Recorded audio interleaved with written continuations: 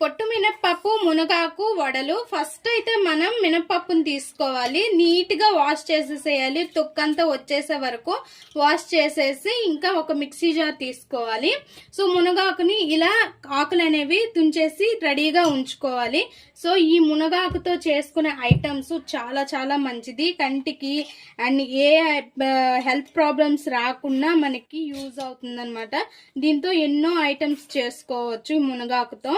So మనము నెలలో ఒక 4-5 టైమ్స్ అయితే మాత్రం మునగాకుతో ఏ ఐటమ్ తీసుకున్నా చాలా మంచిది, లేదా పొడి కొట్టుకొని ఉంచుకున్నా చాలా మంచిది. సో ఇప్పుడు ఈ మినపప్పుని మనం మిక్సీ జార్లో వేసేసి వడలకు మనం ఎలా తీసుకుంటామో అలానే తీసుకోవాలి. మధ్యాహ్నం వండుకునే అన్నం ఉంటుంది కదా, చల్లని అన్నం, దీన్ని ఇందులో వేసుకోవాలి. ఇలా అన్నం వేసుకుంటే వడలు ఆయిల్ పీల్చవు అండ్ బాగుంటాయి, క్రిస్పీగా వస్తాయి, వడలు కూడా చాలా చాలా బాగుంటాయి. సో ఇంకా మనం